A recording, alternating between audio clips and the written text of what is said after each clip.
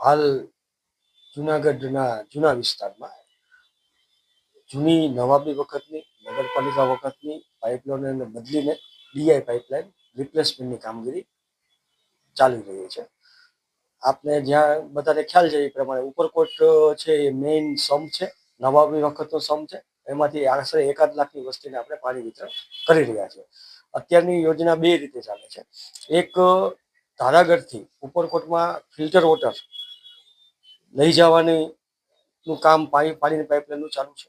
આ ઉપરાંત જે વિતરણ વ્યવસ્થા છે ઉપરકોટથી, એ લાઈનો જૂની છે એ બદલવાની છે. શેરી ગલીમાં જે લાઈનો એ બદલવાની છે. અત્યારે જે ફુલિયાનમન રોડ ઉપર આ બંને લાઈન છે એ અત્યારે ઉપરકોટ સુધી પહોંચાડવાની કામગીરી ચાલુ છે.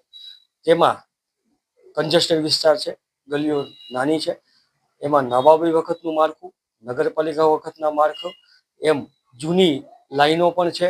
અને એમાંથી રસ્તો કરીને આ બે લાઈનો પસાર કરવાની, જે બહુ ધીરજ માંગી લેવું કામ છે.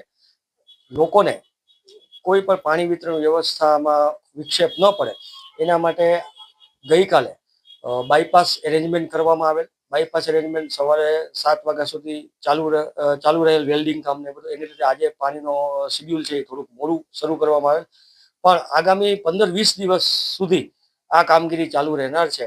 જેથી પાણી વિતરણ વ્યવસ્થા જાળવી રાખવા માટેની અલ્ટરનેટ એરેન્જમેન્ટ કોર્પોરેશન દ્વારા કરવામાં આવેલ છે. જેનાથી શિડ્યુલમાં કોઈ ફેરફાર નહીં પડે. કદાચ પ્રેશરના એવા ઇસ્યુ થાય તો નગરજનોને અને અમારા પાણીના નળ કનેક્શન ગ્રાહકોને નમ્ર વિનંતી છે કે આમાં સાથ સહકાર આપે.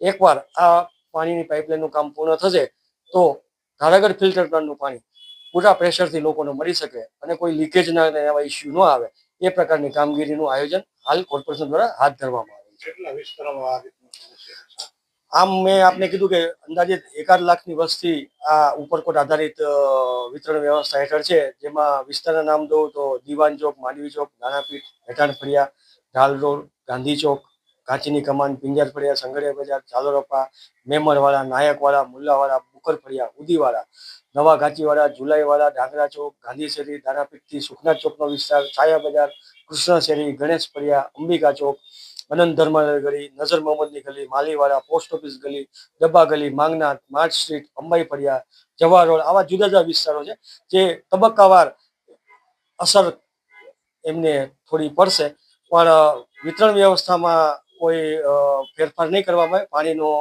જથ્થો છે એ પહોંચાડવામાં આવશે અને ચેલેન્જિંગ વર્ક છે એમાં આપનો સૌનો સહકારની અપેક્ષા છે.